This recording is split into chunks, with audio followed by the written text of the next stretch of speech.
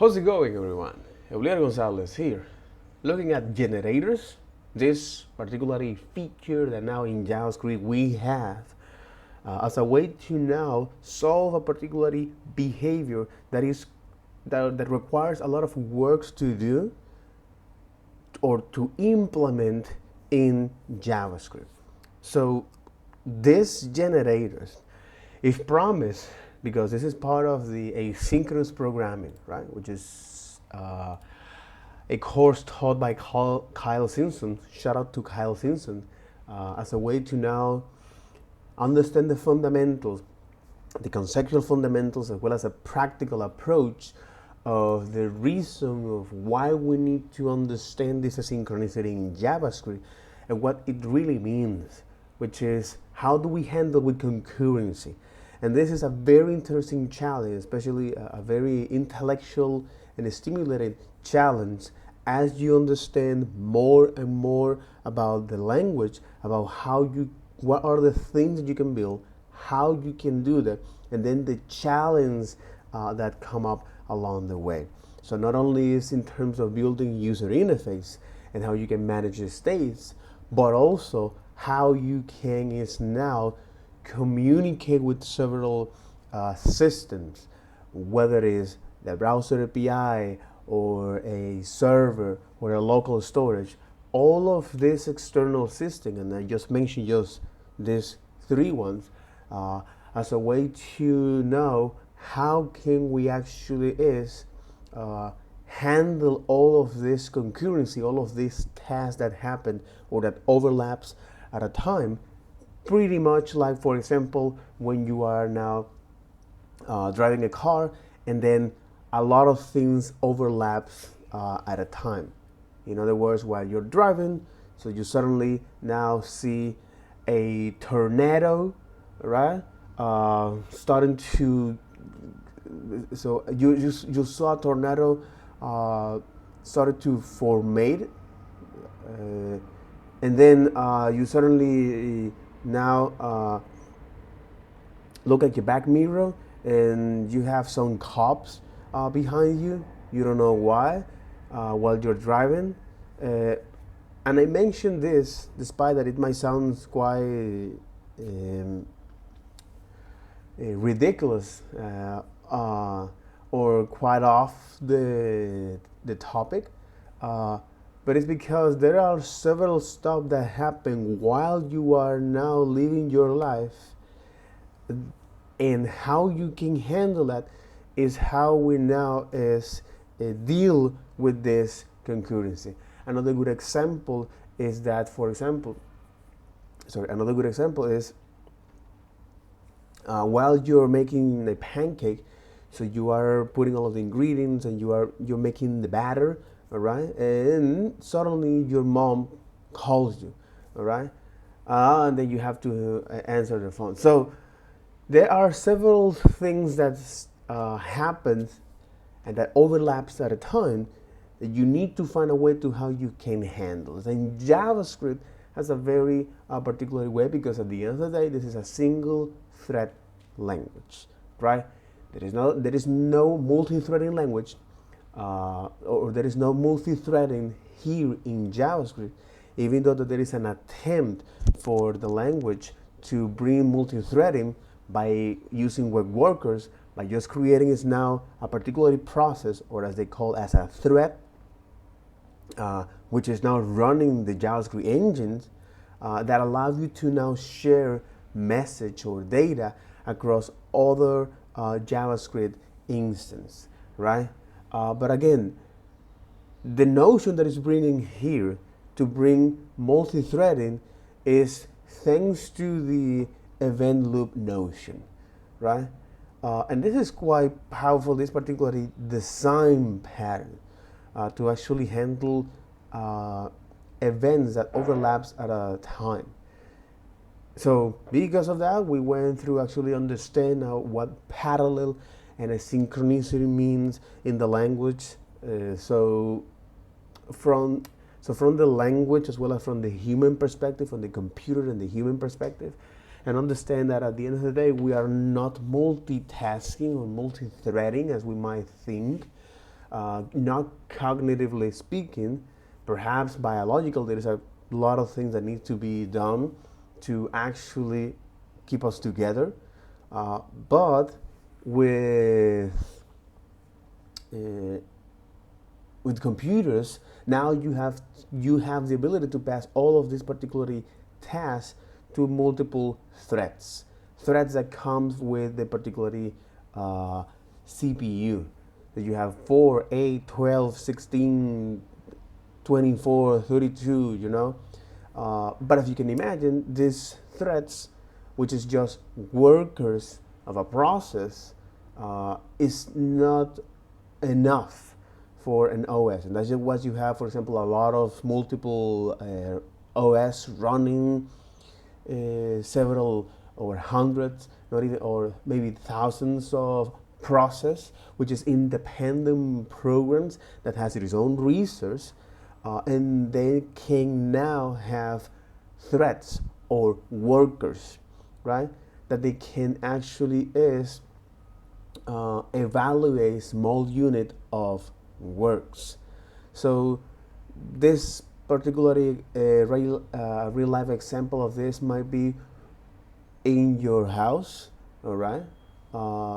When you have all of these different places strictly separated, so you have the bedroom, the living room, the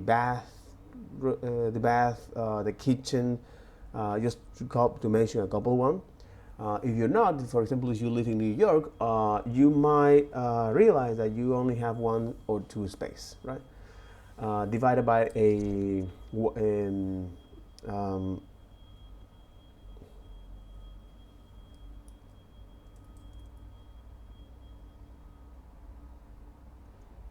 wall,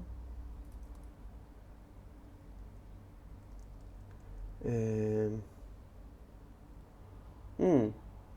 divided by Jesus, divided by a drywall, okay, or door lock, you know,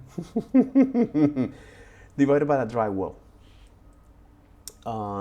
So, in any case, in these particular places, you do stuff specifically. So, those places can represent a program, okay, that they have all of their particular resource that they need, and workers are now people that can now do stuff in those places.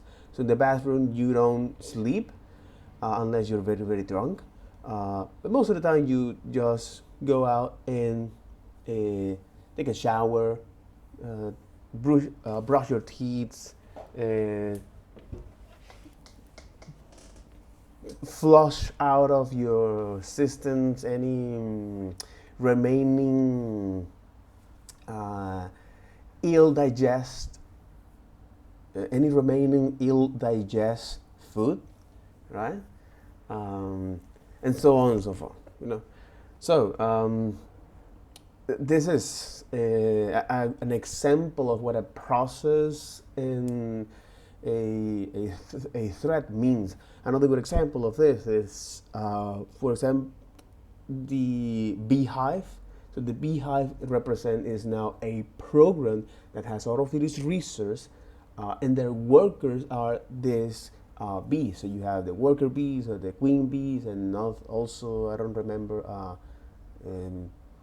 But you have all of these different bees that actually have a particular unit of work. They work on that.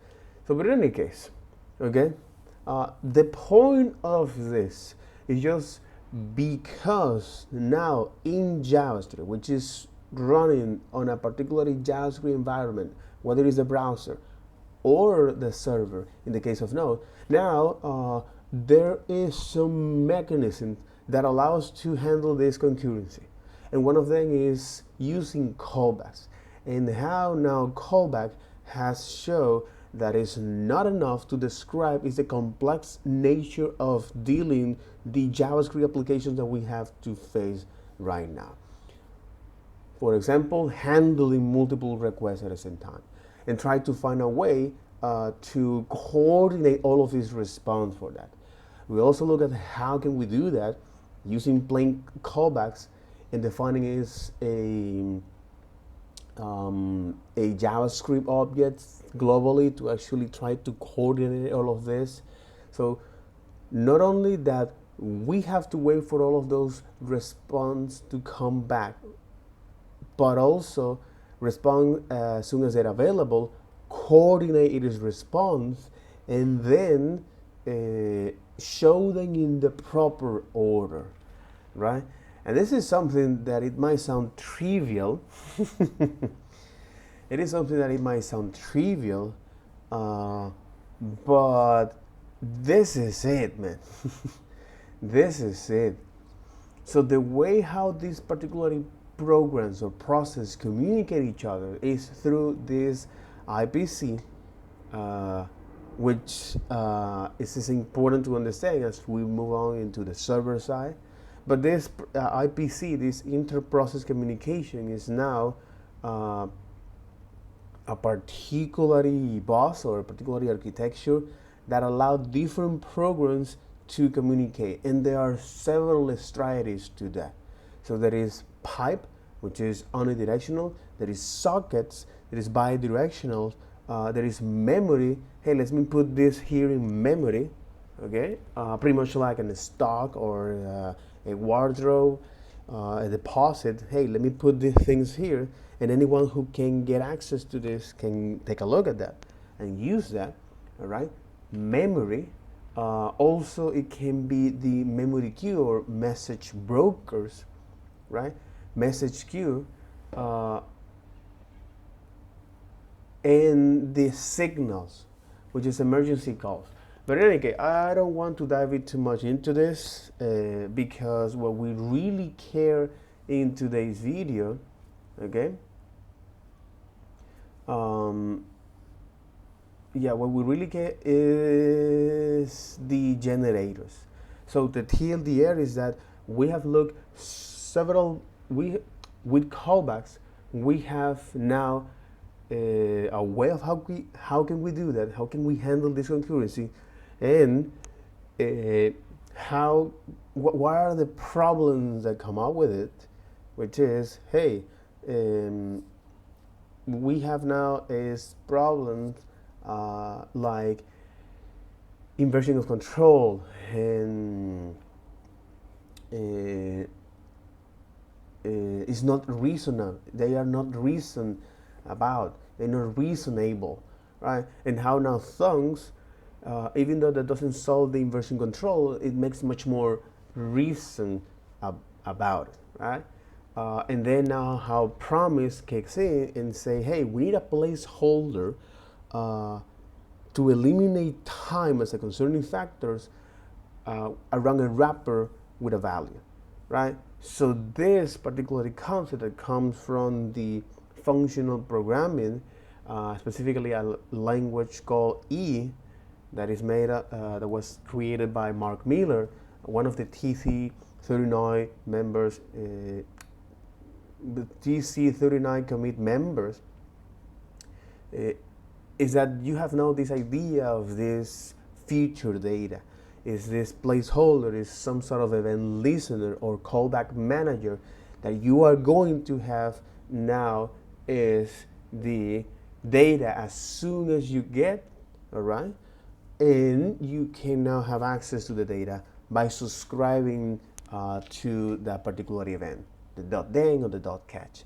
And the important thing here is that this particular concept that comes from the functional programming, because at the end of the day, a promise is a monad, okay? And a monad, I can describe that in terms of the usability. One of the use case is that now monads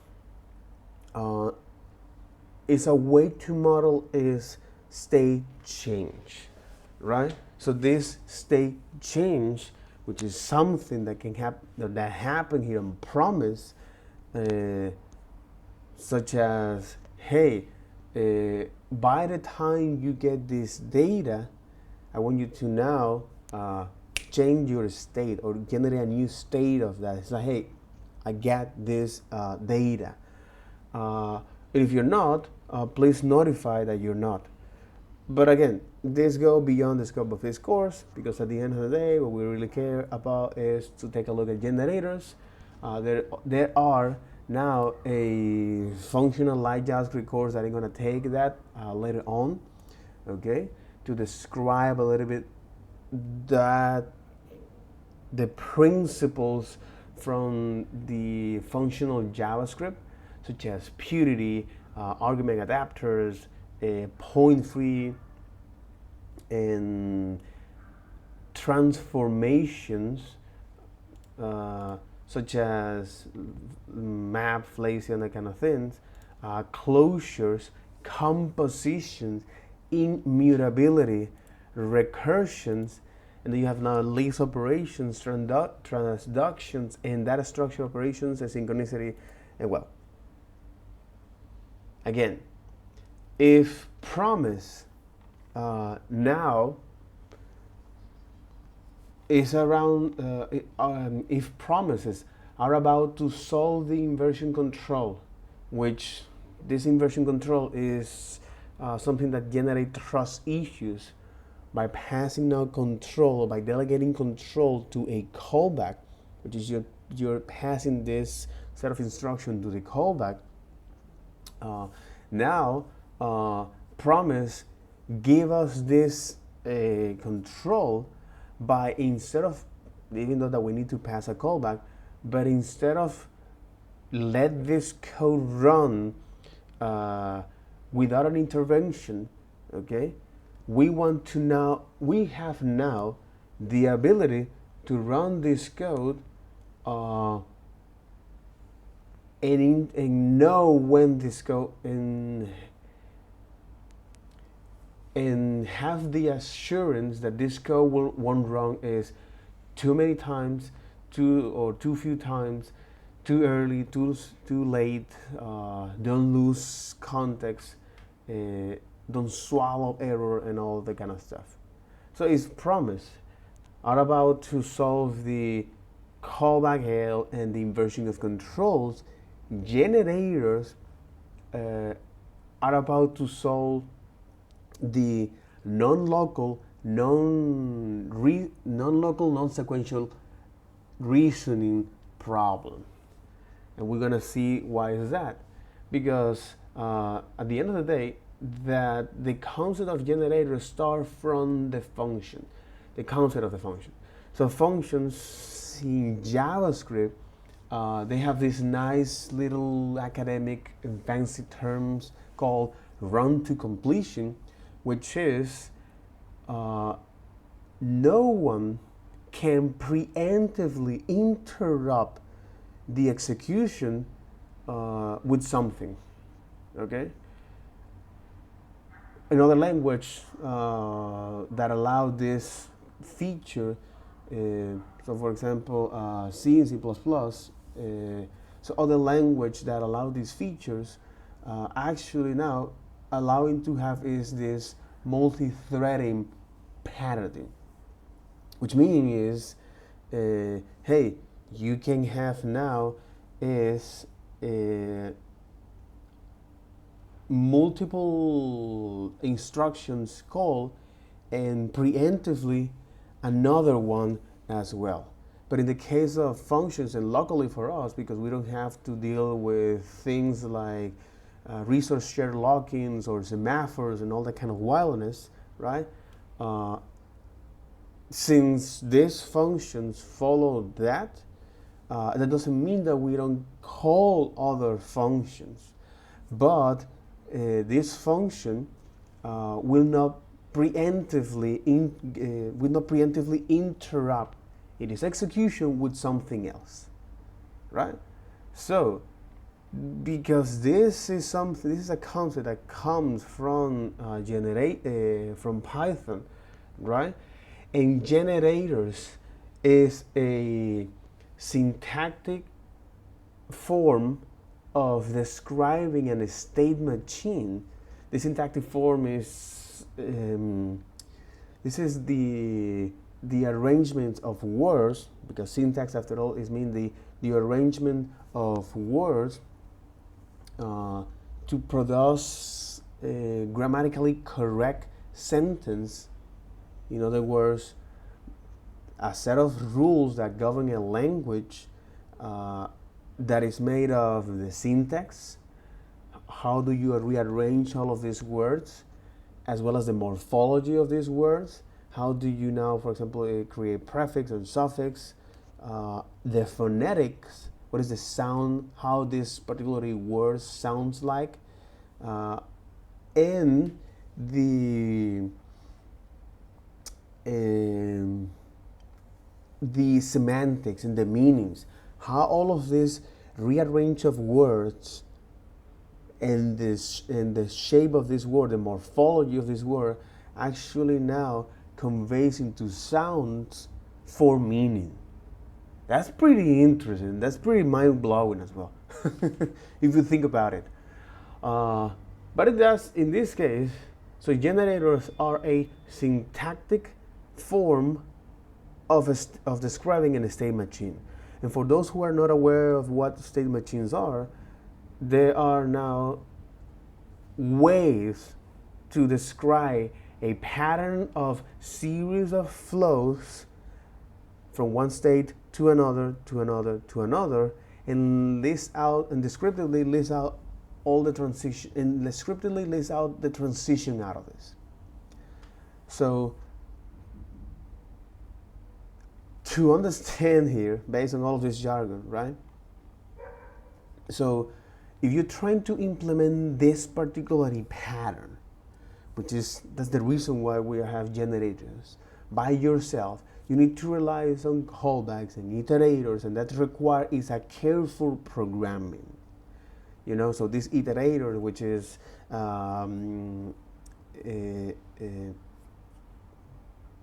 so these iterators, or to describe, or to represent this behavior, right? We need pretty much like when you pause a video. So a good example of this is this state machines. It's like you pause a video and that stop in a particular frame, and you can wait, and it will wait until you come back later and play the button to resume, right? So think of these generators as a way to pause, and when you find the yield generator in the middle of expressions, if everything is freeze and pause until everything is freeze and pause, and it will wait for that pause state indefinitely until some actors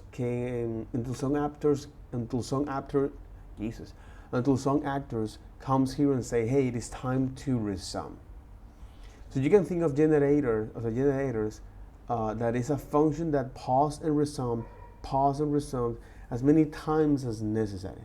So while the generator is pause here, on the side everything is blocked, but it's locally blocked, not entire program. So again, the idea of describing this state machine, which is now a behavior that we want to achieve, right?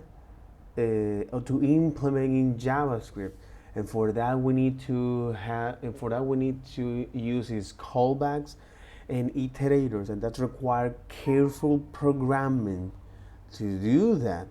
Okay, so this state machine is pretty much like when you so these state machines, or this generator, which is a syntactic form of state machines, will give us now the magic key that we need to solve this non-sequential, non-reason issue. How so? State machines are kind of like, or these generators are kind of like a VCR or a YouTube video. When you play, right? You will now run. They will see all of this image, okay? And when you pause, it will stop at that frame, and then you can come back at any time in future and press the play button to resume, right? So these generators, yes, so you can think of generators as a function, okay? You can think of generators as a function that pause when the yield keyword is fine, and it can be in the middle of a statement. Everything is freeze, and everything is freeze, or everything is frozen, and pause it until everything is frozen, and pause it, and it will wait for that pause indefinitely until some actors comes here and say, hey, time to resume. This particular concept is very powerful. Not only because these generators is a function that you can pause and resume, that you can pause and resume, okay, as many times as necessary. So we create now a generator here, right? This is state machine pattern that allows us is to have now an iterator object. So this is unlike, again, because creating an iterator from this in JavaScript is something that requires a lot of work, all right? And now how these iterators, by the way, or how now this generator functions, when you call it, it won't give you a function. Instead, it will give you now an iterator. And for those who are not aware of what an iterator is a pattern of stepping through a data set, typically. Right? It's a pattern for for stepping through typically a set of data, right? So it's pretty much like the database query when you can step through the time and keep calling to the next function to the end. So for example, when you are making a database query when you're doing a database query with the offsets, and anytime you call that next, you're gonna get that chunks of data. And for those you're not familiar with, I will invite you to go and explore that. So iterator is a pattern for stepping through typically a data set. Okay, so regardless the data structure, whether it is an array or a hash map or a binary tree, you have now this particular patterns or this particular algorithm or pattern that allows to walk through each one of those elements in one row.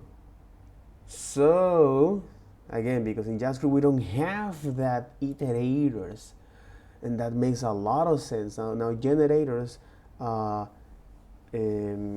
we can have them first-class citizen produced by other mechanisms like generators.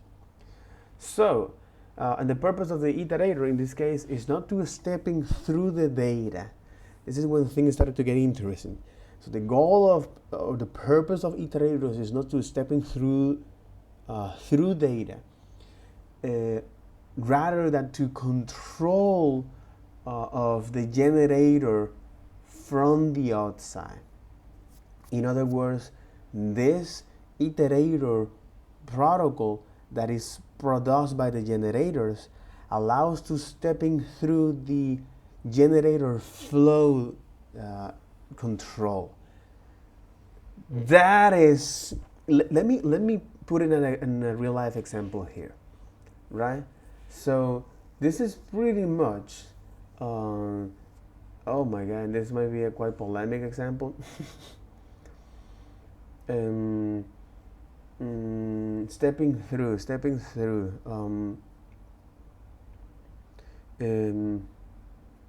But in this case, well, stepping through the control flow.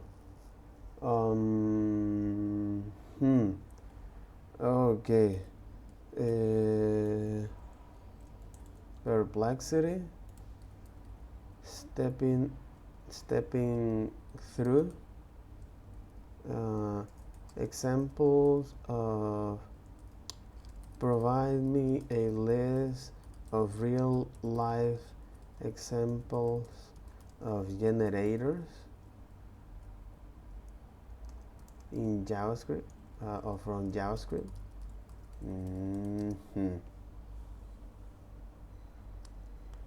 Okay.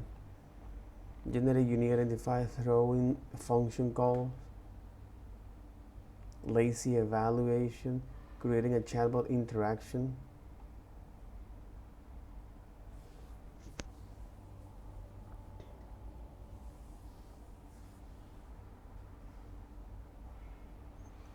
Oh, creating a chatbot interaction, implementing a typing animation. Really? Interesting. Okay. Oh my God. This is a really good example of. Oh, this is a real good example. Oh, come on here, baby. Come on here, baby. Come on here, baby. Come on here, baby. Come on. Come on. Come on. Come on. Holy moly, bro. So let me now define here an output of a div. Yeah, div with ID.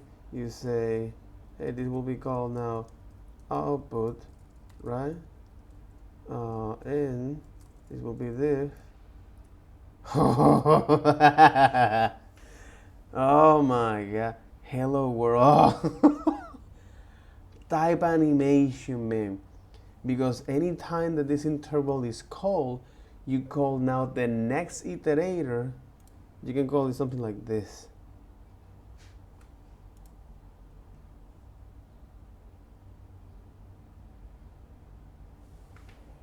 And then it's done. Oh my God.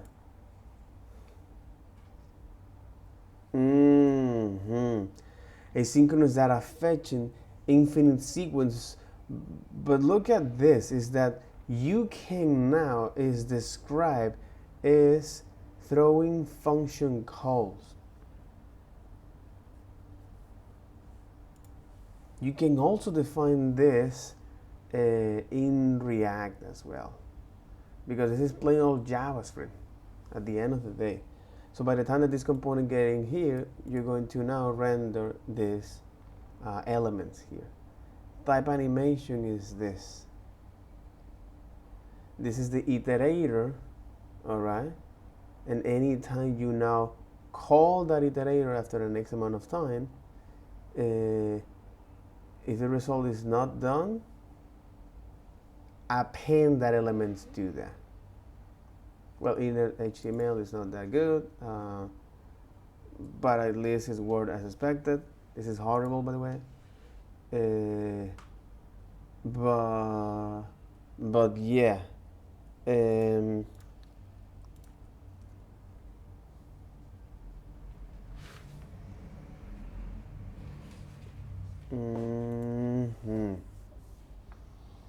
Generating unique identifier, lazy evaluation, creating a chatbot, lazy evaluation, implementing a typing animation.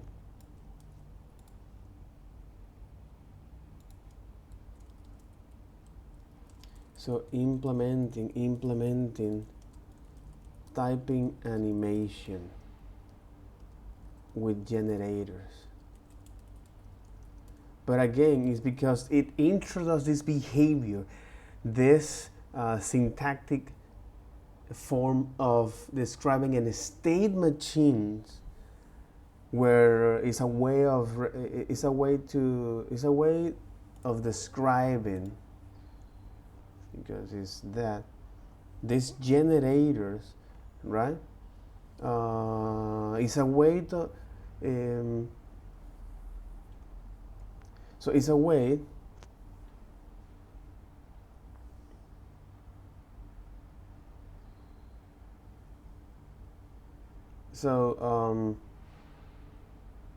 So it's a way to have a pattern. So it's a way to have a patterns of series of flow, because at the end of the day, what you're describing here, so are series of flows, whether it's a typing or function calls or asynchronous programming here that can happen. So it's a way of having a series, it's a way of having a pattern for series of flows from one state to another, to another, to another, to another, that from one state to another, to another, to another, and lists out and descriptively lists out all the transactions, and descriptively lists the transactions out. Then some. So why this is important? Not only in terms of generating data, which is where the name comes from, right? But also for asynchronous data fetching, bro. But also for asynchronous data fetching, creating a chatbot interaction here. So an X amount of time for this. Please enter your age and your name.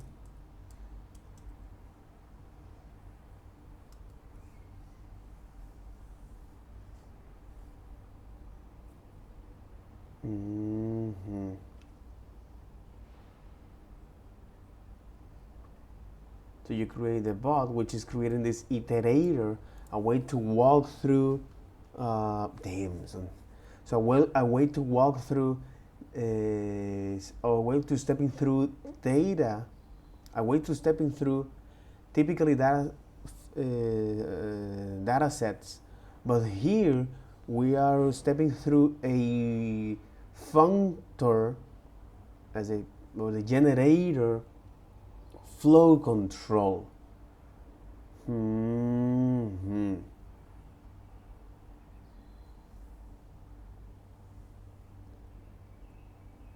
Flow control.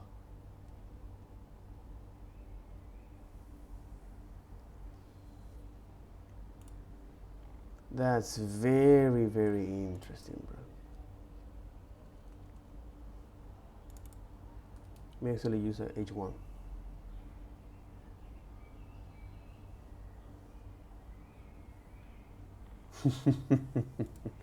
But it's a way to describing that.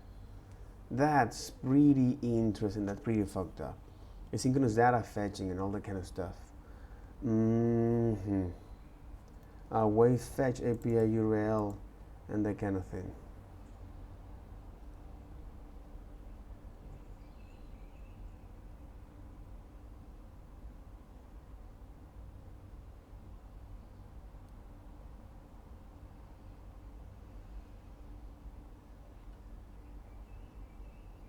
Function type and that was very. But again, this concept of syntactic form of describing a state machines, but in this case, an state machine is a way of having a pattern to describe. It's a way of having a pattern of series of flows, because each one of those generator, what it's going to describe is now a series of flow from one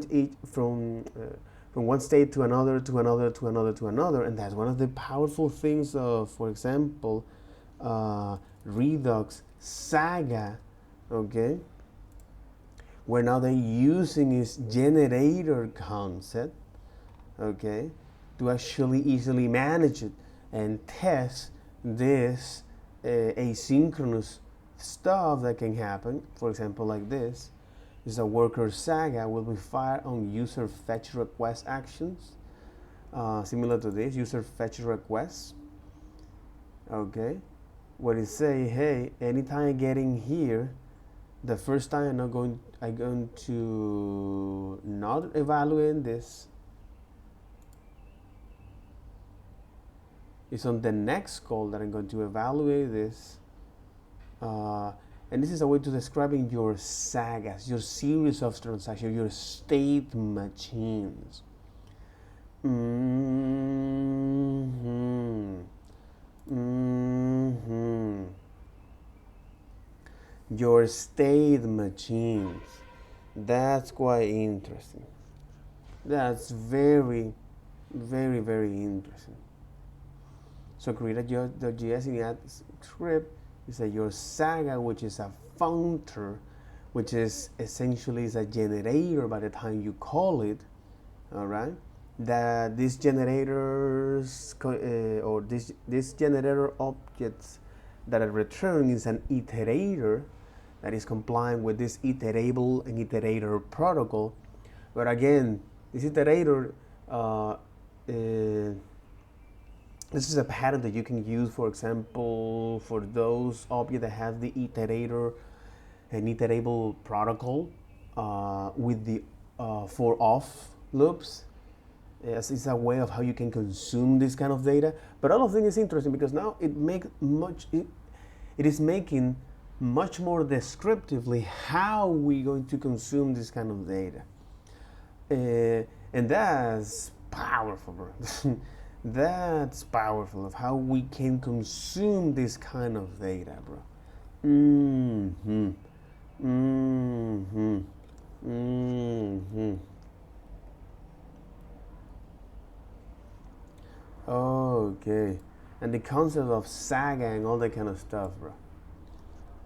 Interesting. Very, very, very interesting. Katie, exactly from the go-to. Katie McCaffrey, and that was 9 years ago. I'm Katie McCaffrey. I'm a distributed systems engineer. That's my disco hoodie. I program in that sometimes.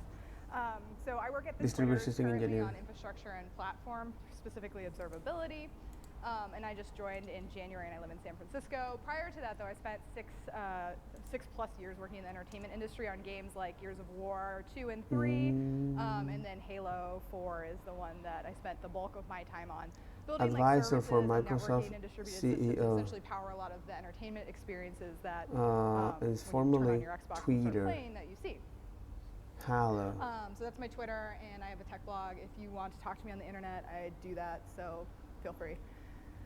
Okay, so like I said, I worked at Halo. I joined in 2010 when 343 Industries was a studio created inside of Microsoft to take over the Halo franchise from Bungie, who decided they want to go make other games, and they just made Destiny, right? So I was like web service dev number 2, hired in this tiny studio at like 30 people to figure out what we were going to do with this old Halo stack. Because the original games had services. There was like Halo 1, 2, 3, and then Reach and ODST all had additional services to help you play and experience the game. But they were, you know, the way we were used to building old services, where you had the game talking to a static service that you could just like linearly scale out, and then you had one giant SQL database that everything that housed the source of truth for all of like Halo, all of the Halo games. And so we realized that that wasn't going to scale for us when we looked at what we wanted to do for Halo 4 and the future of the franchise going forward. So like we knew, or we actually hit numbers of 1.5 billion games for Halo 4 played, and then 11.6 million unique users. And so that wasn't going to fit on a single giant SQL database anymore. So we ended up going and rewriting all of the services and moving to Azure's cloud, and we ended up using Azure Table Store as our this is a more recent, like NoSQL storage, and so that's a key value store for those of you who aren't but familiar it's in with 2016. And so now in this world, we had this challenge where we had used to do things with transactions on a single database, and so we were very used to programming against transactions on a giant database. No, this is getting to the rabbit hole. No, still, chill. Okay, all right. So again, well, focus on what it really matters. So this is the problems that generator actually solve, because we don't have that behaviors natively in JavaScript. Okay, as a way to now describe is this state machines, and not only that, but also to how can we use or how can we now use a patterns or describe a pattern to stepping through data. Not only that, but in this case, generator is not stepping through data. It's stepping through generator flow control. James. So we look at how can we actually create that. This is example of iterator and array in inversing order using iterator and generator. And how can we now can describe is typing animation with generators, right? Damn son. At the end of the day, what it's doing is to create now an iterator object that we can now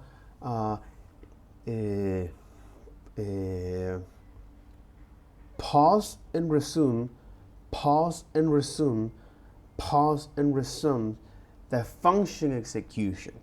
That's pretty wild. That's pretty wild, bro. That's pretty wild. Okay. With generators. So generators is generators are functions that allow us to control the generators and functions that allow to control the generators are iterators. Okay, and iterators is a pattern for stepping. Generators are iterators,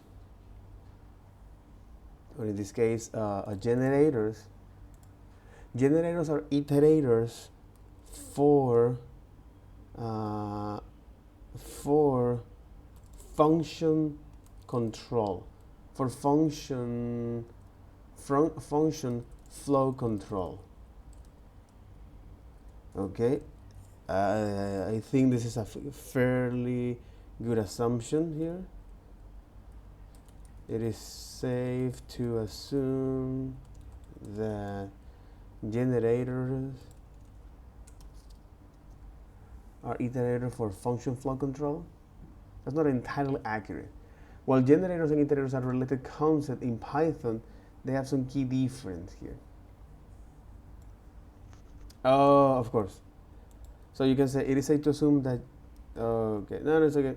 Yeah, I get it. So it is safe to assume that generators, so in JavaScript, are iterators for function flow control.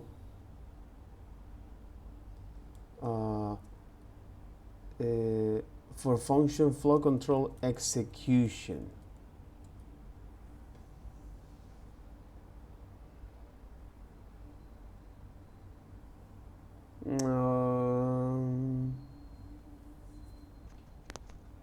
Do implement the iterator protocol.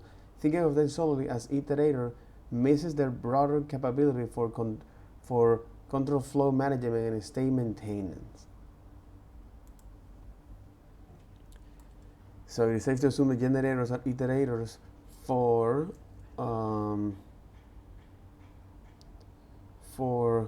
control flow management and for control flow management and state. Yeah, that's much more accurate way to put it. So generators are iterators for flow control management and state. Holy shit. Again, it's not quite descriptive. Generators are iterators for flow control management and state. In other words,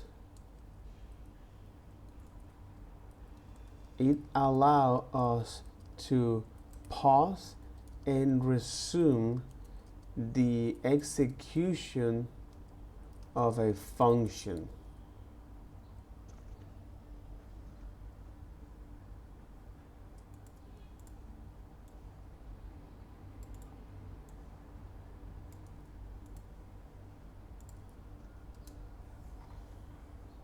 Exactly, that's more concise, accurate way to describe generator. They let us pause and resume function execution using the yield keyword. So in other words, allow us to pass and resume the execution of a function.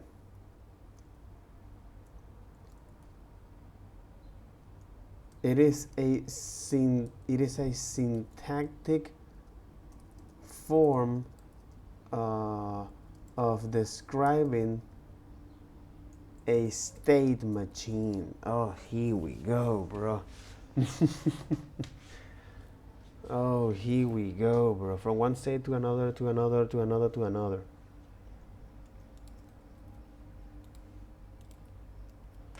It is a syntactic form of describing a state machine.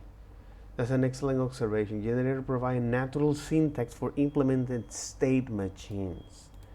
That's really fun. And when you're able to understand what it's doing, pause and resume, pause and resume, pause and resume, pause and resume to actually describe some to describe some state machine, right? Now let's take a look at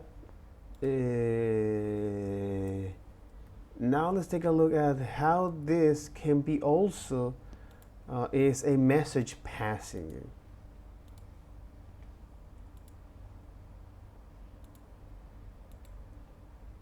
This is going to feel strange and bizarre to those of you that haven't worked with generators before.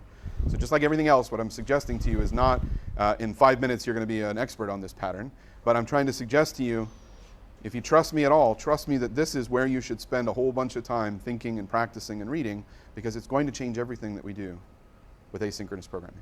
I'm 100% convinced it's one of the most revolutionary changes to our language.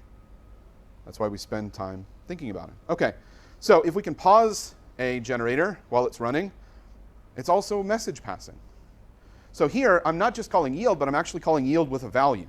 In the previous case, when I showed no value in the yield expression, it was assumed that I was yielding undefined. But here I'm yielding actual values like 1, 2, and 3. And you notice that when I call yield 1, I return control back to line 9 by way of returning a value. So .next returns us an object that has two properties on it. It has a value property with the value that was yielded, if any, and it has a done property that tells us true or false, is the generator complete. So that's why we get value 1 done false. And then we can call .next again right away or at some later time, and we're going to get value 2 done false. And then we're going to call it again, and yield 3, at that moment it kind of looks to you visually like the generator is done, but it's not really done. That's why we still get done false, because technically it's paused on that last expression. Even though visually we can look at the generator and say it's not going to do anything else, technically it's still paused. Technically you can still do something with it.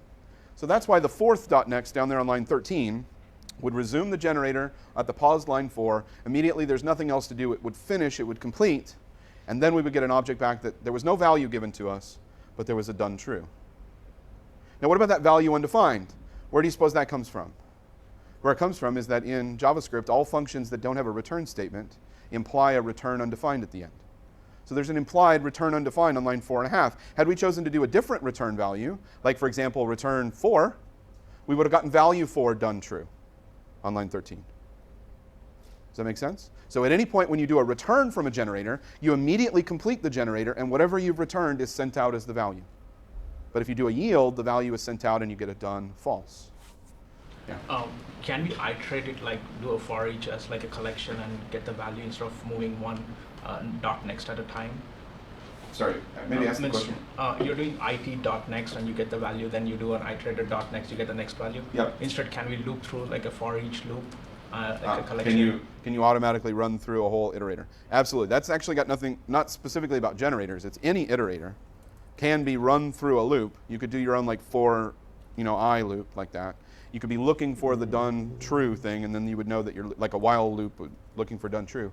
But there was a new looping style added to ES6 specifically for There's a new looping iterators, style. and it's the for of loop. So instead of for or for in, we now have a for of loop. And if you give it an iterator, even one from a generator, if you give it an iterator, it will run the iterator to completion. And it automatically looks for the done false and all that stuff. So if you want to consume an iterator, there is a looping syntax for it. But that's a very synchronous syntax, which may or may not be what you want with a generator.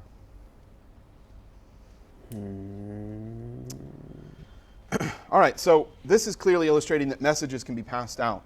But it turns out that this is not only a one-way message passing, but actually the yield and the next pair together to create a two-way message passing system. So not only can we yield messages out, but when we call the next method, we can pass a message in, and that message goes into the generator. I'm going to create a little helper for myself, just to save space on the slides. Don't get too wrapped up in what this is, but it's wrapping around a generator. You see on line 2, I'm executing my generator to produce an iterator. And then I'm returning a function. These particularly helper functions are very powerful because it's a way of how you can now handle the language to your own advantage, right?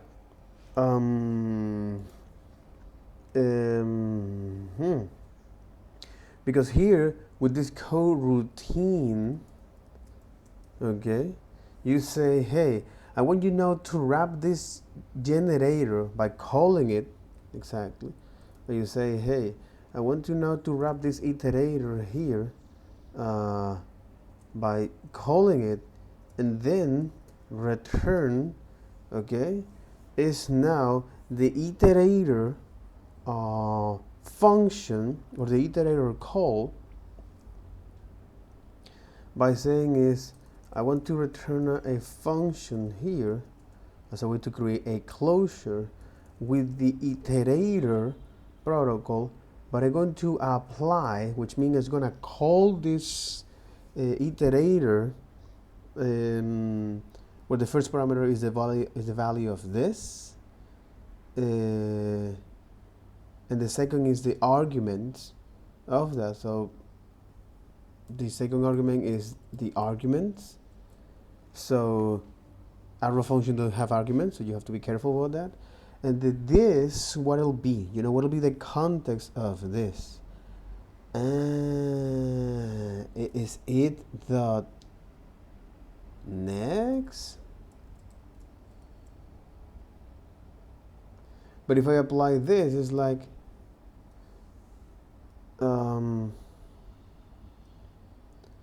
I'll have to say is this. It's like, hey, the first time I want you now to call this, where now I'm going to provide is this iterator object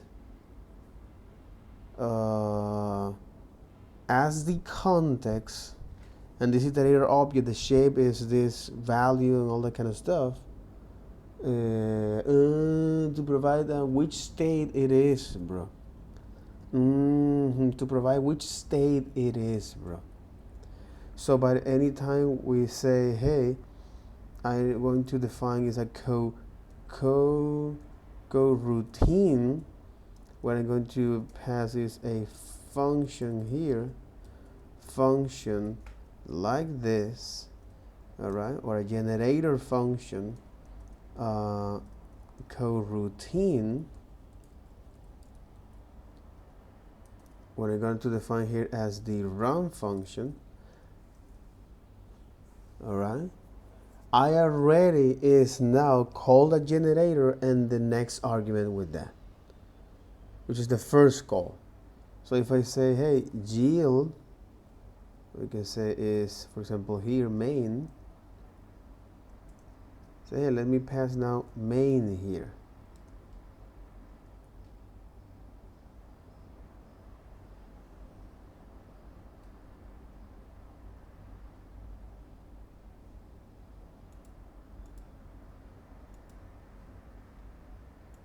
Let me pass now main here.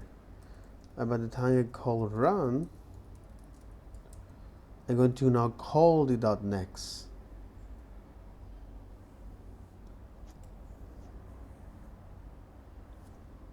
And not because I'm passing is the dot next.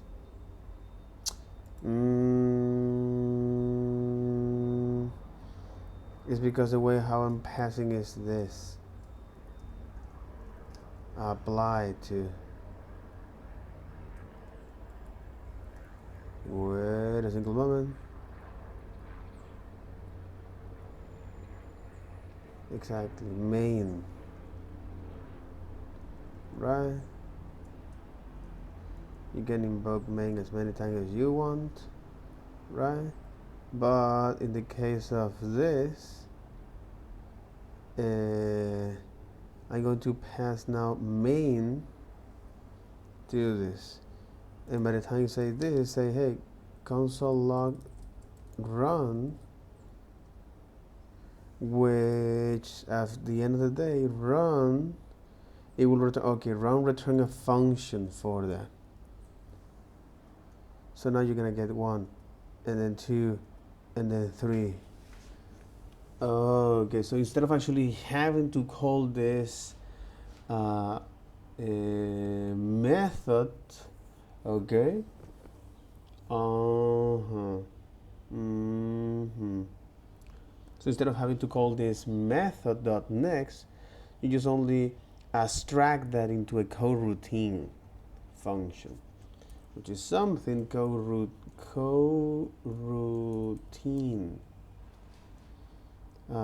from this fella. Coroutine.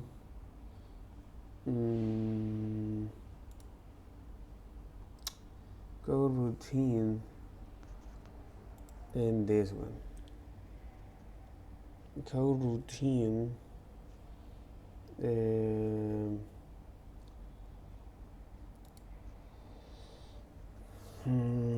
So coroutine or generators.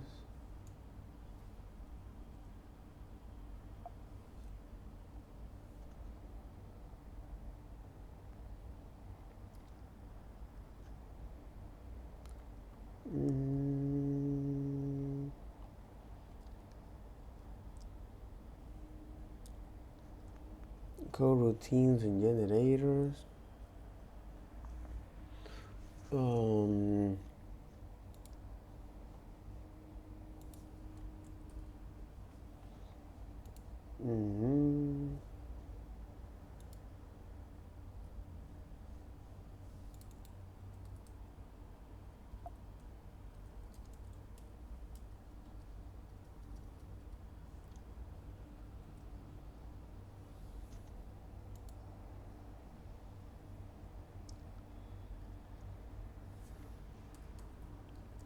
Generators from Axel Ross Mayer.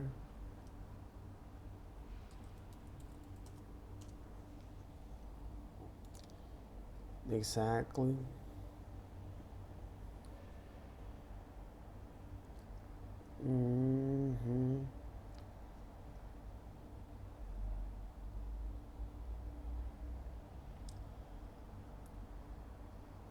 Generators are iterators. Exactly. Generator data production.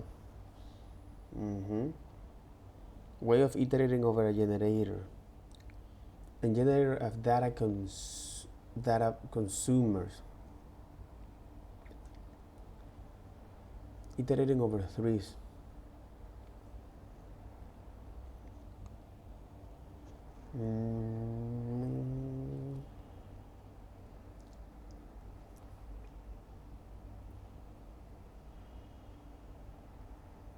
Generators are observables as observers, data consumption. You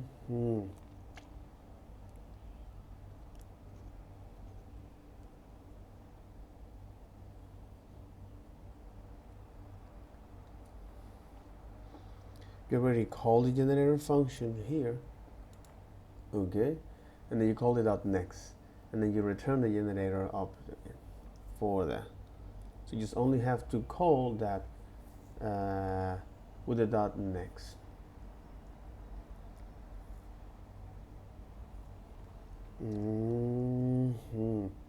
But this is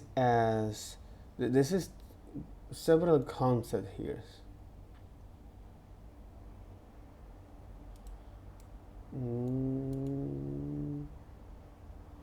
Example of iterators. Infinite iterables, array-inspired combinator filter generator for lazy evaluation, lazy A lazy pool generator as iterators. Tokenize. Lazy pool generator as observable.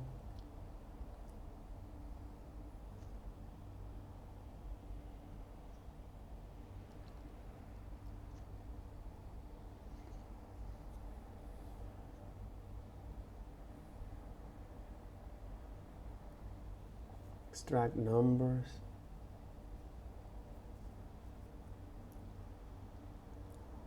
Cooperating multitasking via generator. Cooperative okay.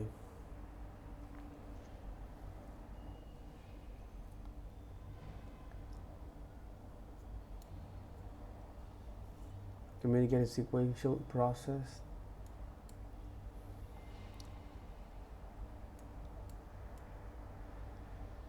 And inheritance.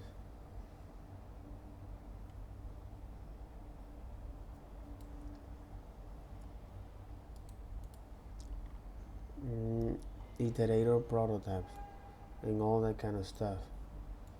Okay, taming the synchronous beats with CSP channels in JavaScript. This was in 2014, bro. This was in 2014, bro.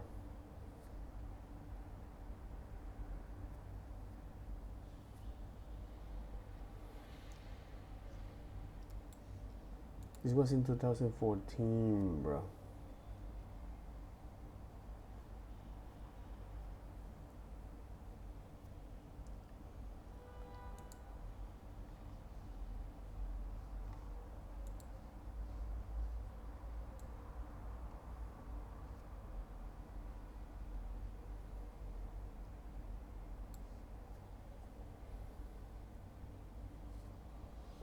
Transducers.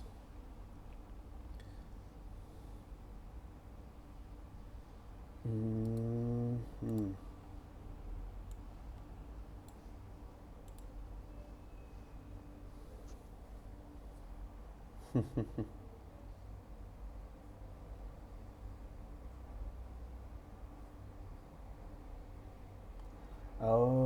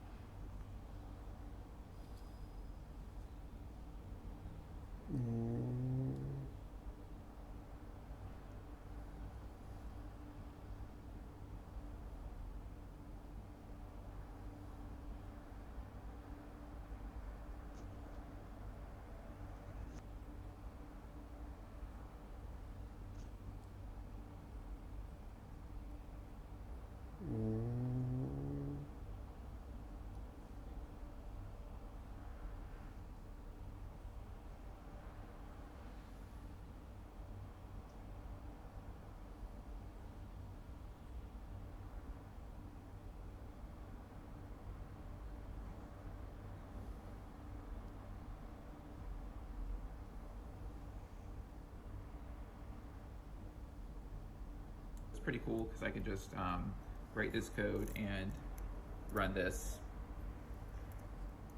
here. And you can see that it's reading the temperature from here. So this is the temperature. If I put my hand on this, it starts going up. 75, 76, all right. But the coolest part was I thought that this would be an interesting chance to use cursor. So what I wanted was to render this as a graph on the browser, and so I asked it a couple questions, and it generated a new server.js file, which starts a JavaScript server, pulls in the data from this API, which I did write this package myself. It probably could have written this, but it pulls it in from the SQLite database that it is dumping the data into, and it renders it, and I got this back out into it. And so now I have this live data, so I can hold my hand over the thermocouple, and you'll see that the data starts to spike up. So now I have this really easy grown solution to read data from here, have it local in my browser, and it's all local, it's just a SQLite database. But I thought this was a perfect use case for something like Cursor, which I did not care about this code at all. I had a problem and I wanted to do it. Probably took about, I don't know, 7 questions, and I got it to do this code. Totally unmaintainable, awful code. I don't even know what this is doing. I hate this charting API, but it works, so.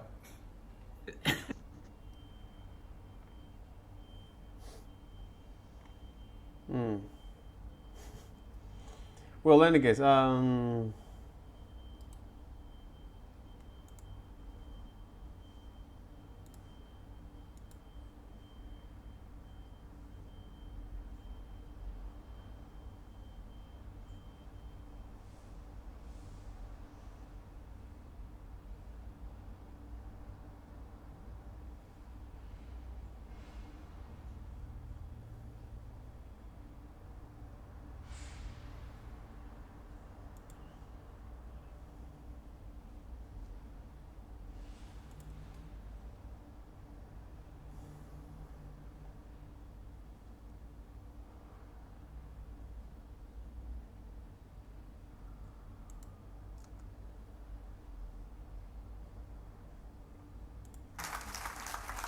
okay.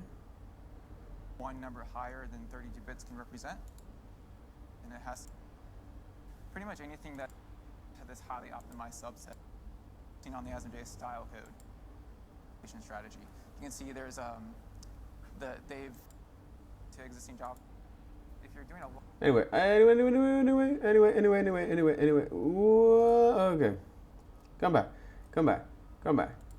Come back to what we really care about, which is Every time that function gets called, it's going to call the iterators.next path. And what I get back is going to be a thing I call run.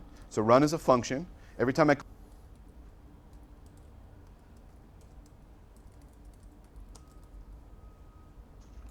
because the first parameter in it is the context, bro.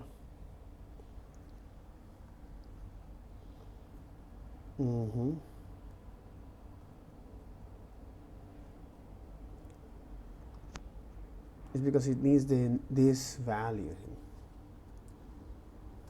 No, again. call run, it's calling the iterators next. So whenever you see run, just think it.next. All right. So I haven't run anything in my generator on line 1, but I've simply set up this generator to be executed. And on line 7, I'm going to call the first run. That's the first it.next call. And it's going to transfer control up to line 2. Now on line 2, it's going to start to execute. It's going to say var x equals 1 plus, and uh-oh, I see a yield expression. I cannot complete this statement at this moment. So I'm literally going to pause the generator right in the middle of this statement and wait for somebody to resume me. Okay? So that yield keyword is going to return control to line 7. Exactly, now that value that came back, the it.next return value that we would see here, would be an object that says value undefined, because we didn't yield anything, done false. Is everybody? Value undefined. Okay, so value undefined because we haven't yielded anything. You with me? Value undefined, done false. Had we yielded something, it would have been value whatever we yielded and still done false. But here's where I want to tweak your brain a little bit, because this is all about perspective that helps you understand how, or gives you a path for understanding this. What I want you to do is I want you to think about the perspective not from the outside world. because the outside world is how we typically would think about it. We think about driving this generator by our run calls. I want you to think about it from the inside perspective, from what's happening in the generator. At the moment that I am on line 2 and I encounter a yield keyword, essentially this yield keyword is asking a question. It is saying, I need some value here. It's like a placeholder that says, I need some value and I don't have it yet. I'm going to wait around until somebody gives me a value.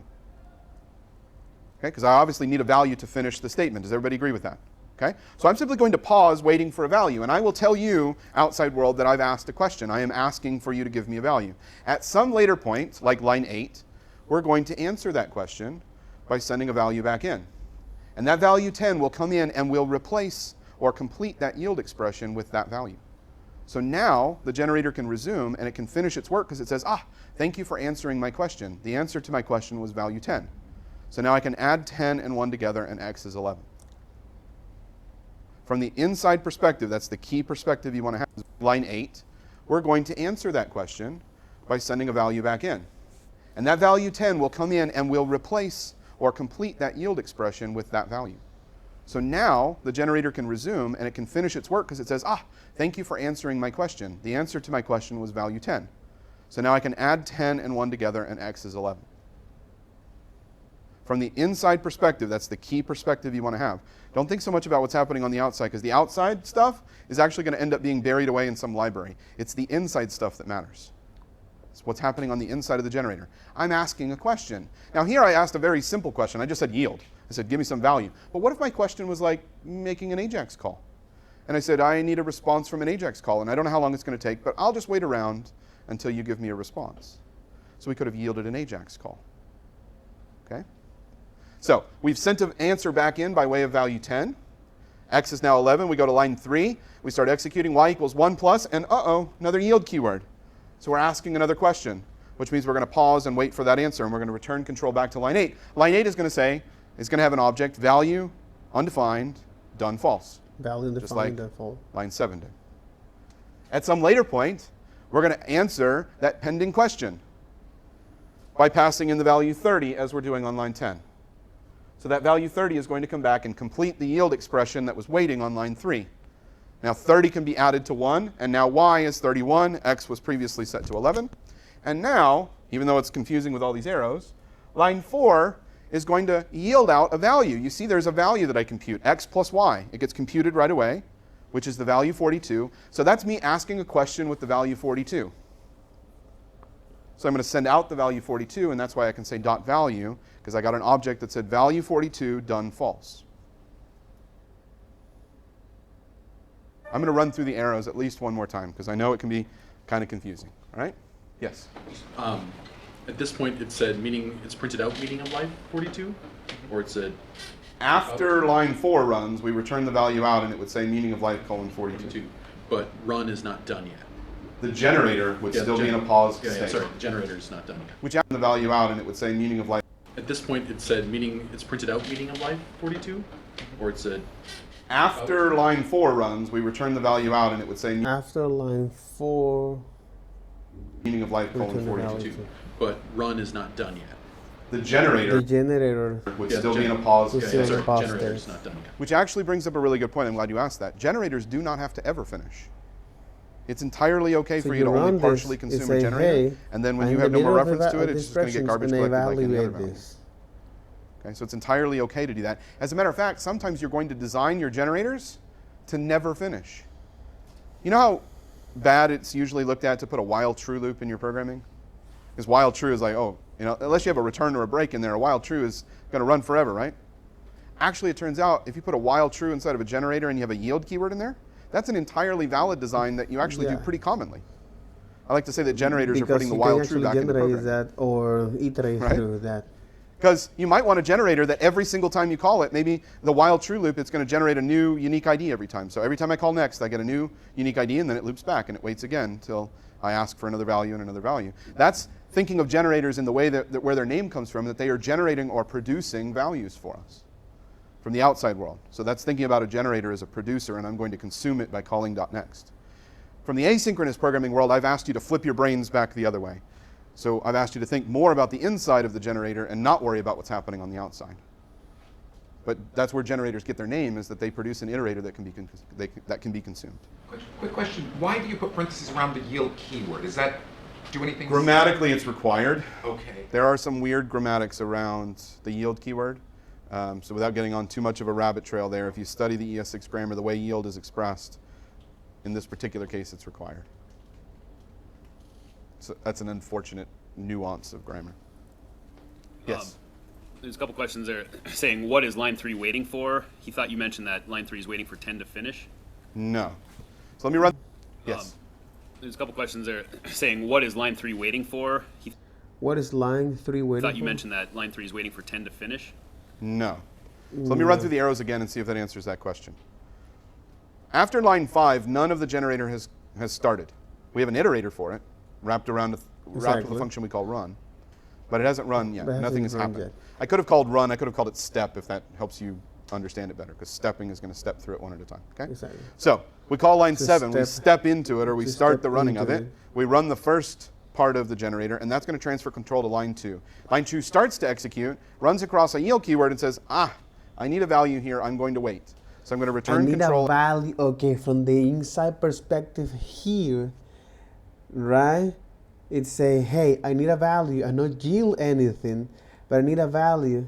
And pause myself while you get ready to answer. Line 2 starts to execute, runs across a yield keyword, and says, I need a value here. I'm going to wait. So I'm going to return control and pause myself while you get ready to answer my question. And I'll wait as long as it takes. In this case, we synchronously have an answer. We're going to send an answer right back in with the value 10.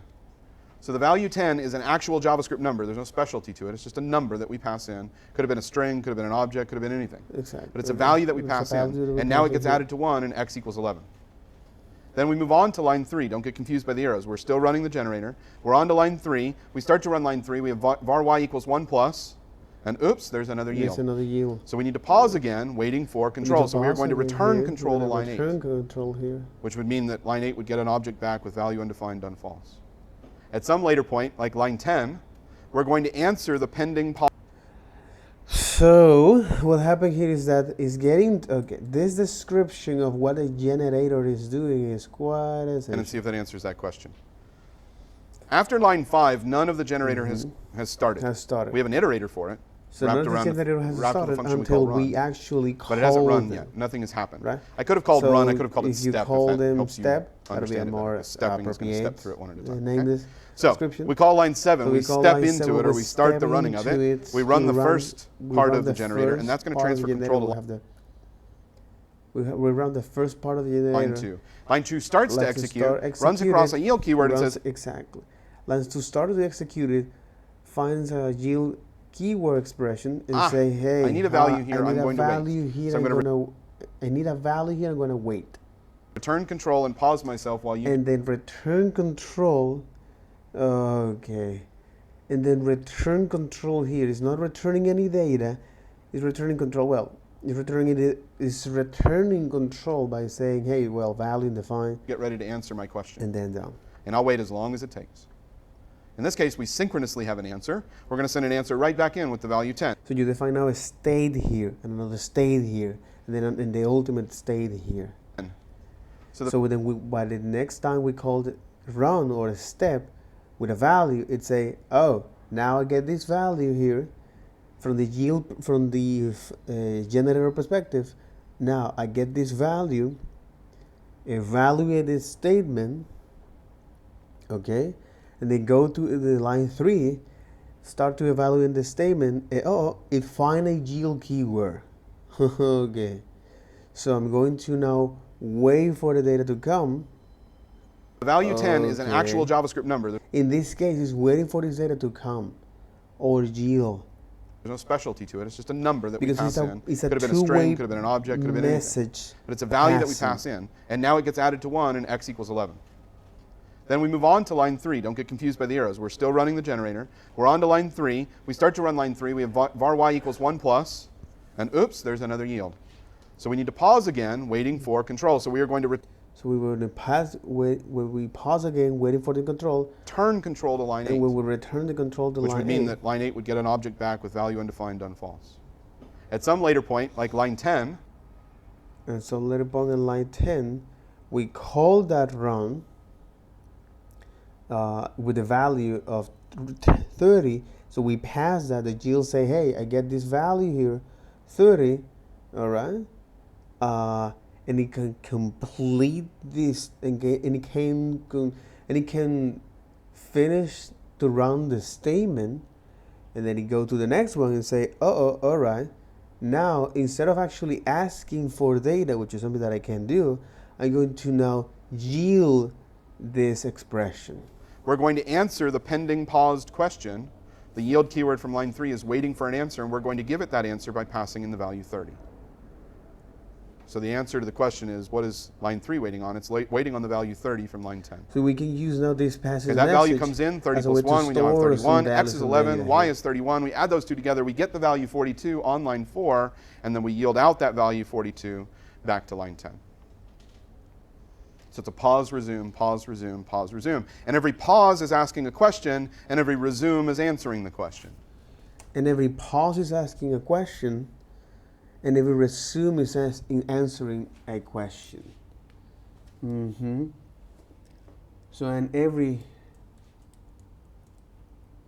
So from the following line, from the following image, Jesus.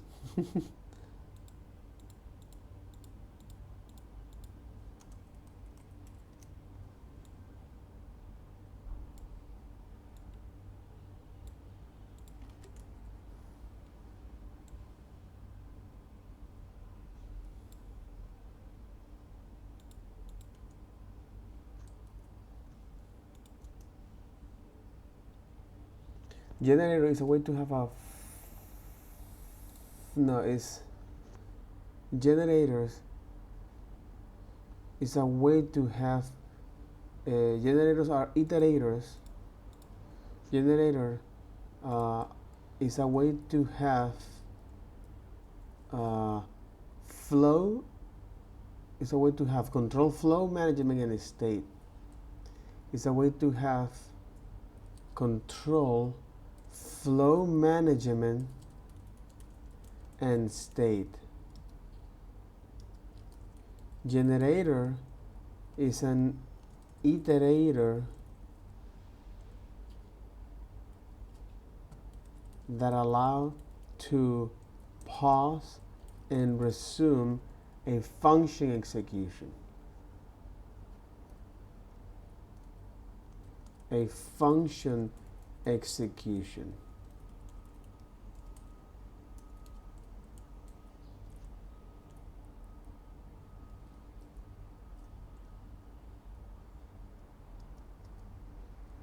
Generator is an iterator that allows to pass and resume the function execution.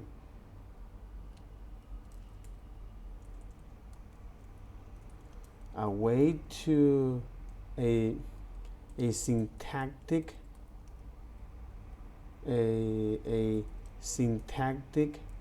form to describe a state machine. So from the following image here, exactly from the following image here, if we can pause it later,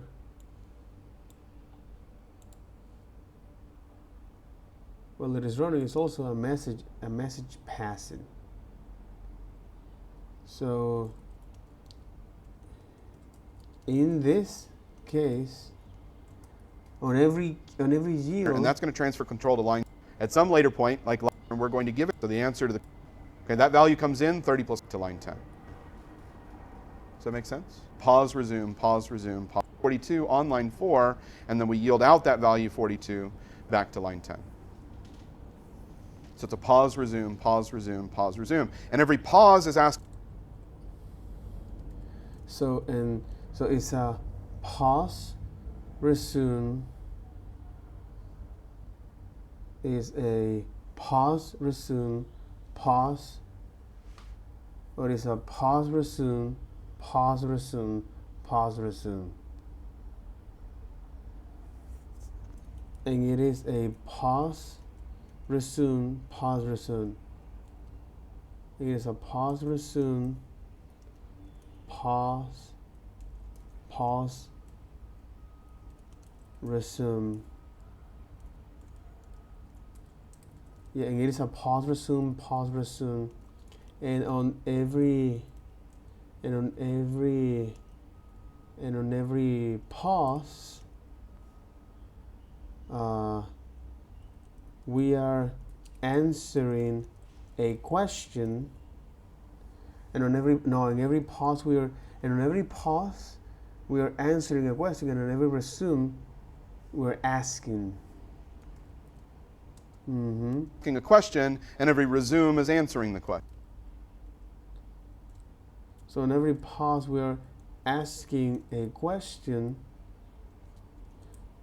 and on every resume, from the generator perspective, and on every resume, we are answering the question.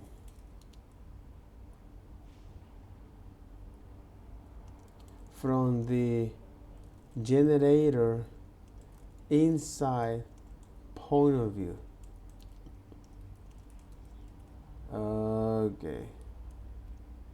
Okay. So when we resume, we're asking a question. When we pause, whenever we pause here, we're asking a question and return control back to us. And when we resume, we answer a question. If we have that question.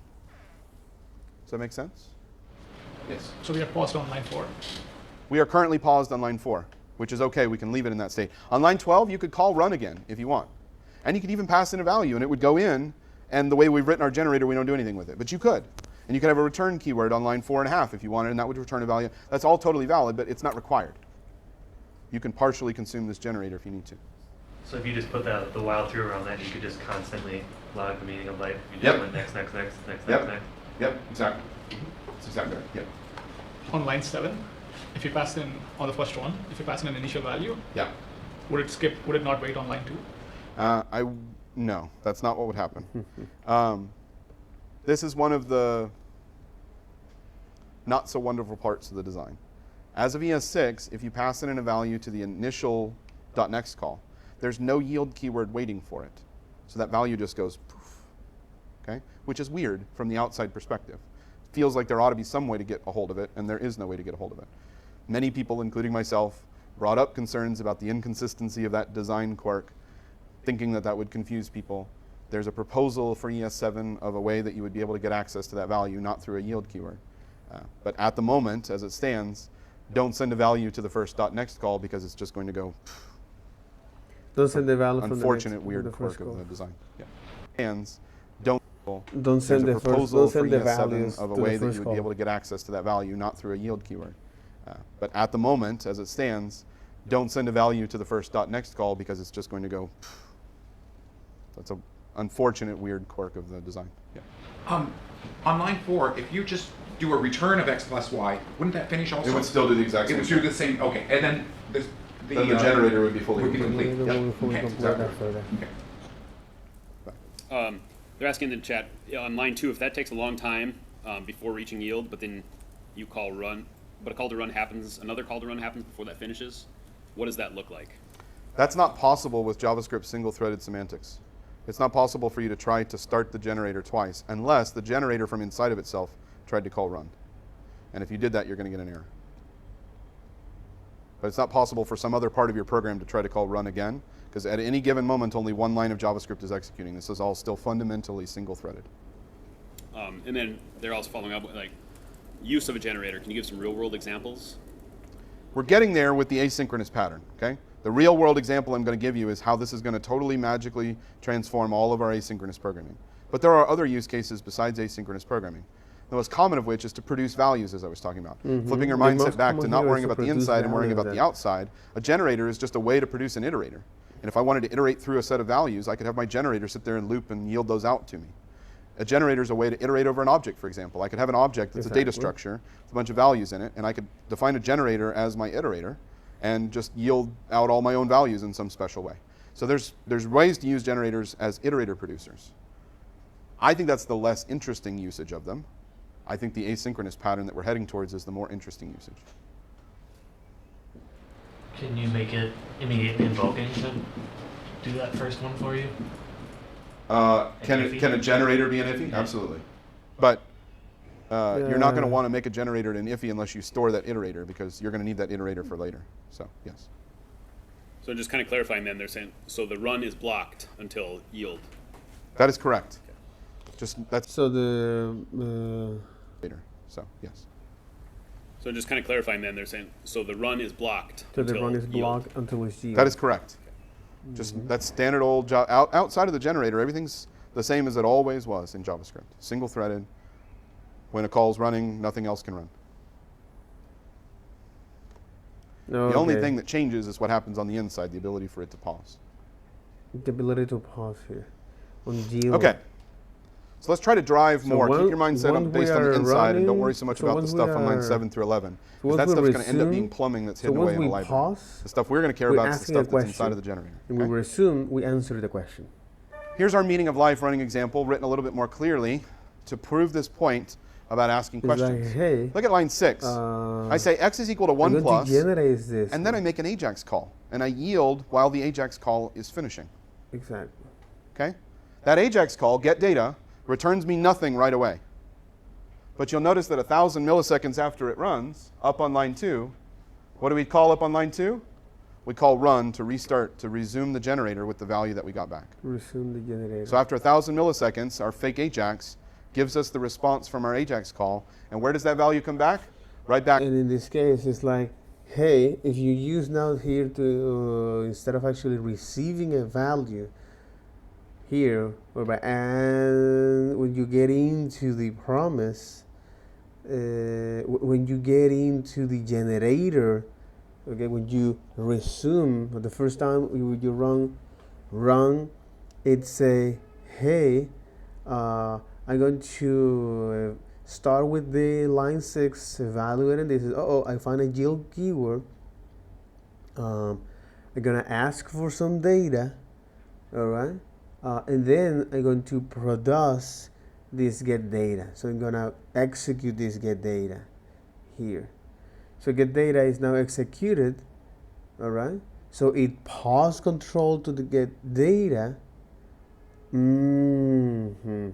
So it paused control to the get data, and then at some point in the future, 1,000 milliseconds, it say now, all right, let's go to run this, but with the data in this case.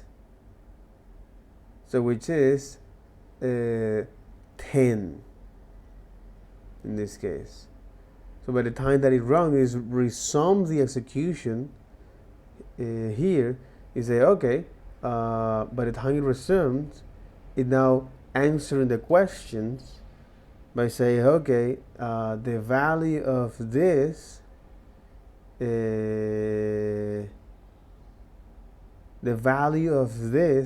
now 10, okay, which is 10, and then now on line 7, I'm going to evaluate that statement. I find a yield keyword. You're gonna stop the execution, but yield this get data. You're gonna pass control to this get data function. Okay, gonna pass control.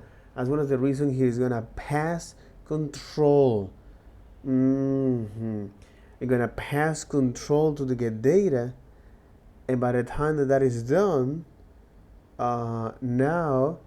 It will call this generator, so we resume the generator now with this value 30. We evaluate this answer here. We say, hey, I find another yield, but in this case is with the data, we get data. I find another yield. I'm gonna stop the execution, freeze everything. I'm gonna pass control over the get data again, but in this case with this data, right?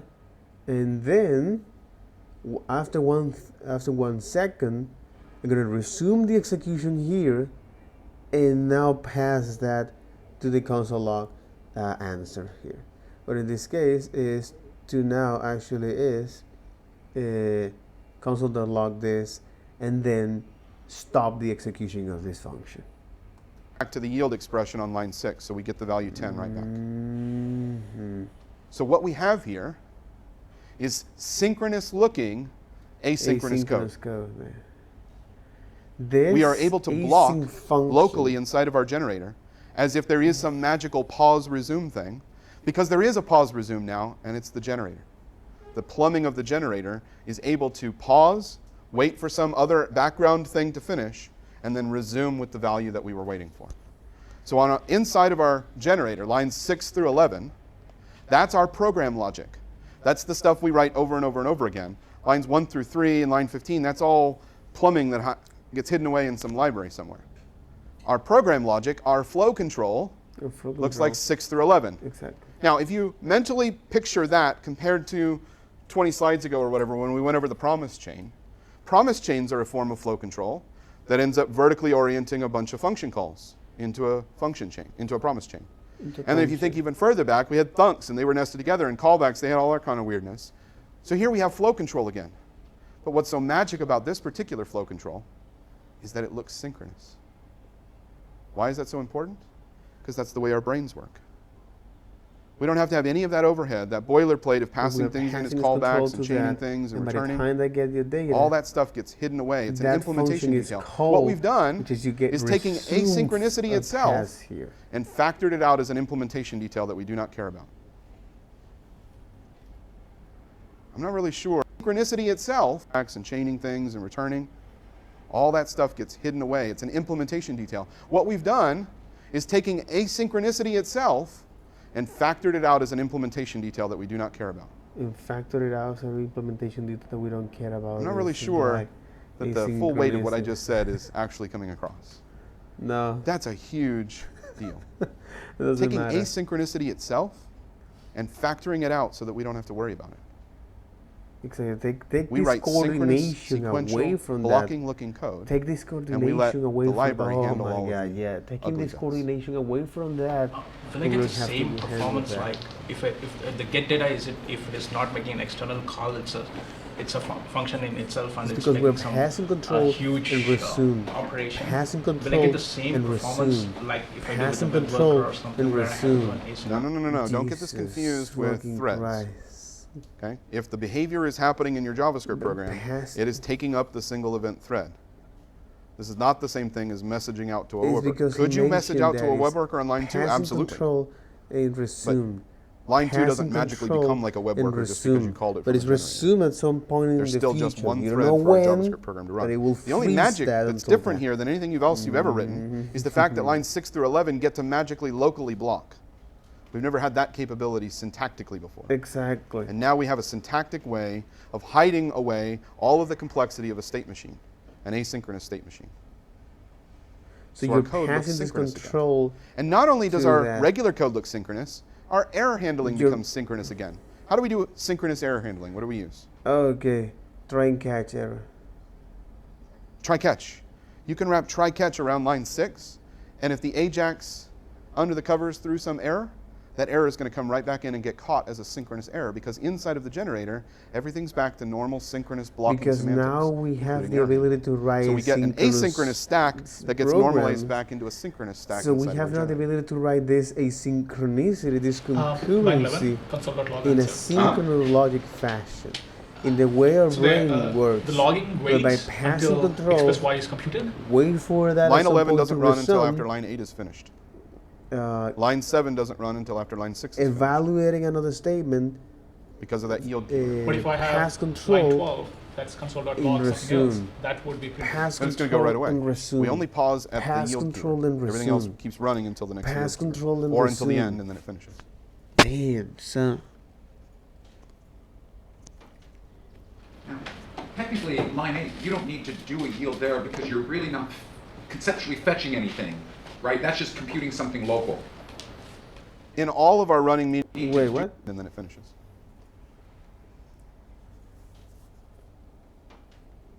Now, technically, line 8, you don't need to do a yield there because you're really not conceptually fetching anything, right? That's just computing something local.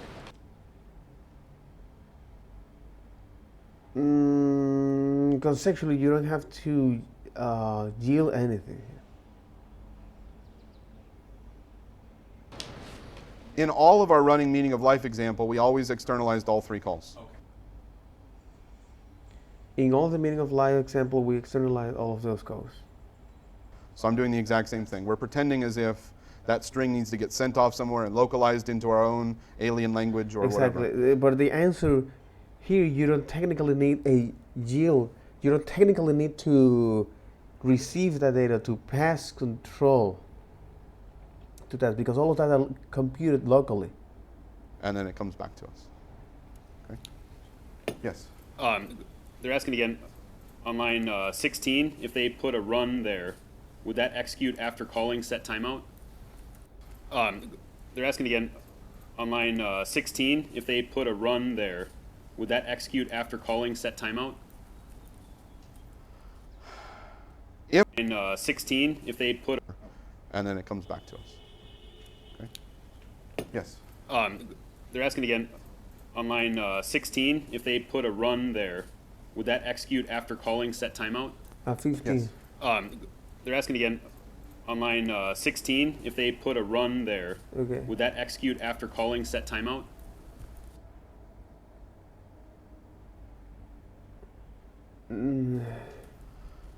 Okay. If on line 16 you put a run there, you run there.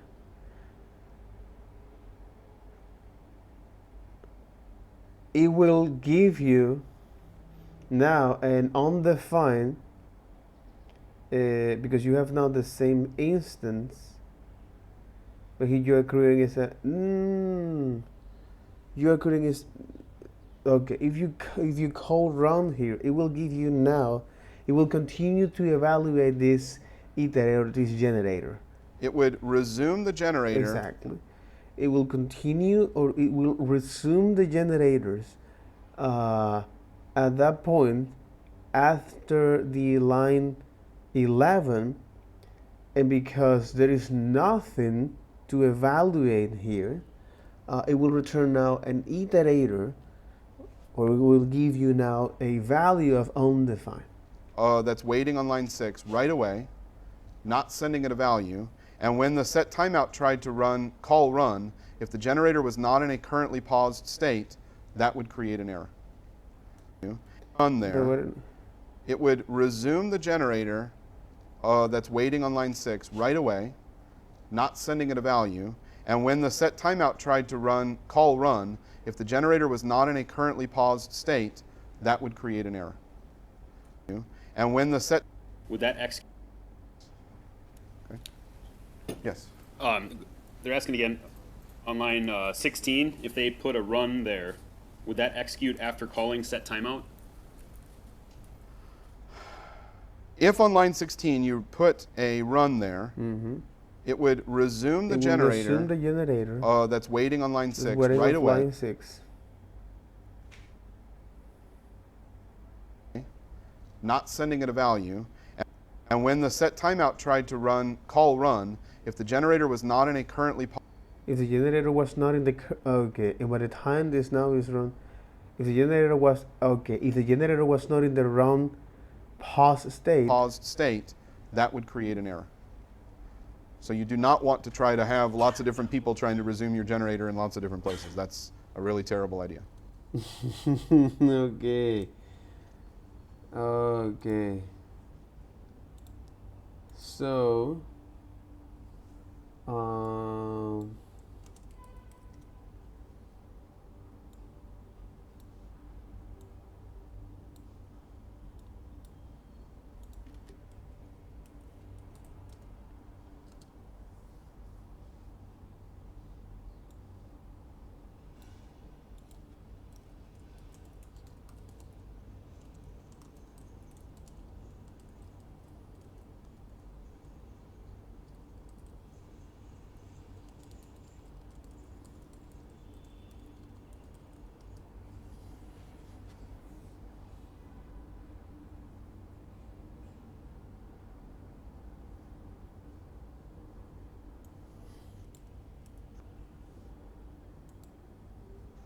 So by the time we do this, okay, what if I want to clear that out?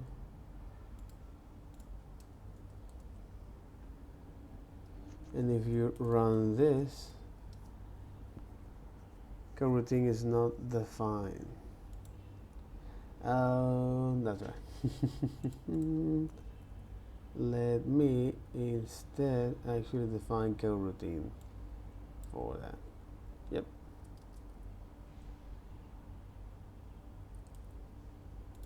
This helper function here as it is.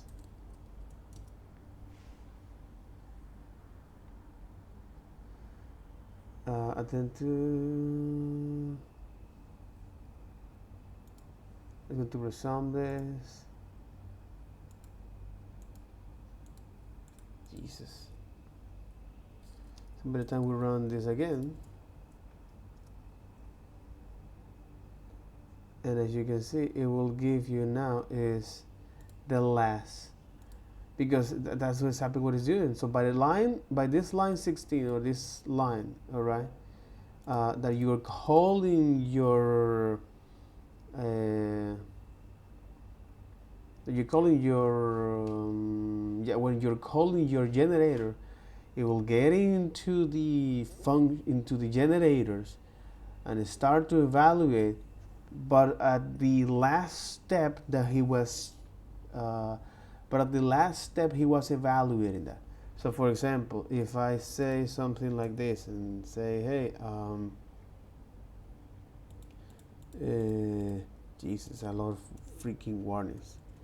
And here is going to now print it out that, right? You say, hey, the meaning of life is 42, right?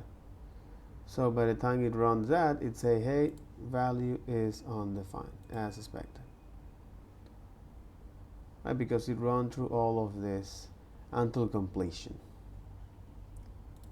So, for example, if we try to run this twice, all right, it will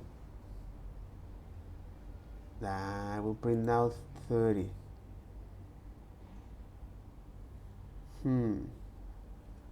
This is interesting. It's because it resummed the generator again.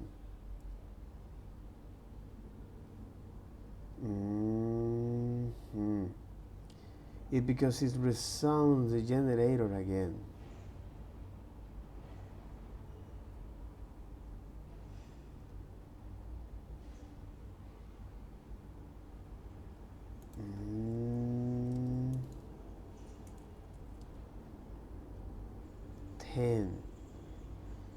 It's because it's resuming the generator again.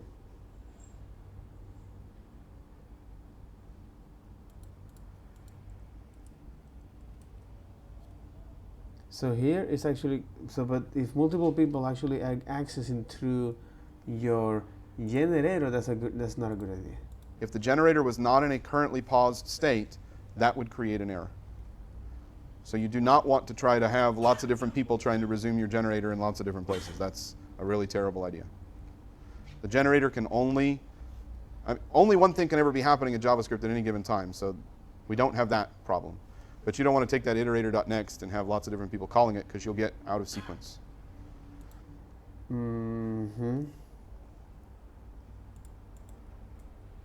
If multiple people are calling your generator, that's a terrible idea, because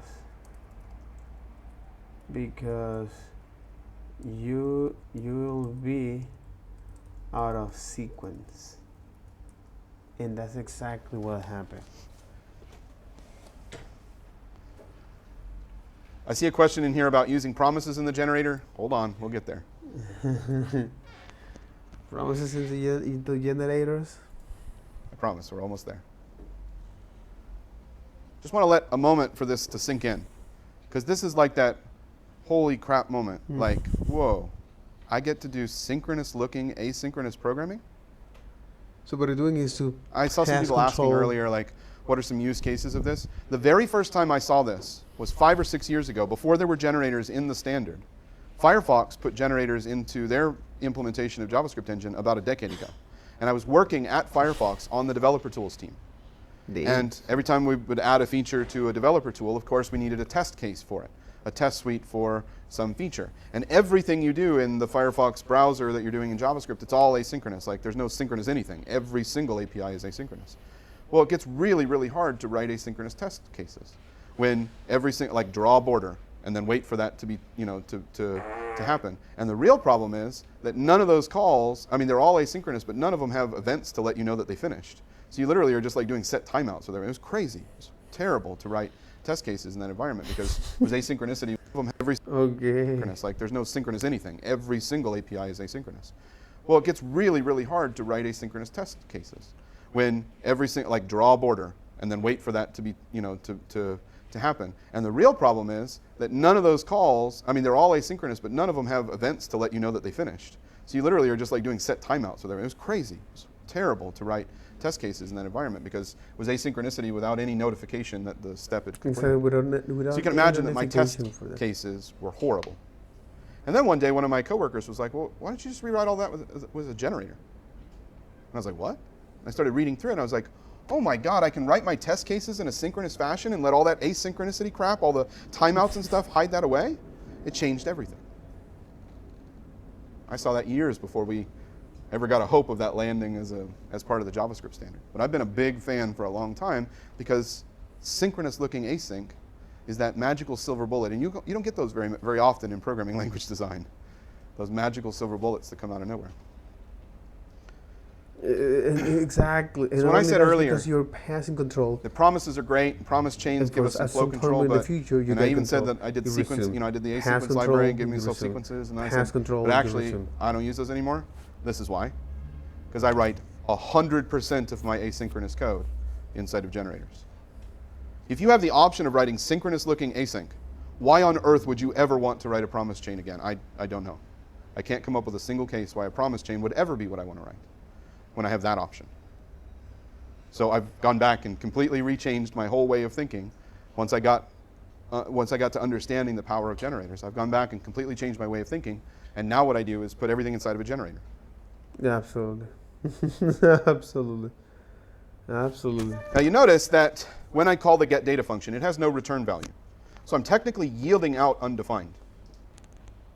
That doesn't cause a problem here because we have the getData wired specifically to call the it.next. But there's an implementation change that we can make. So that'll be all for this video. Take care. Bye-bye.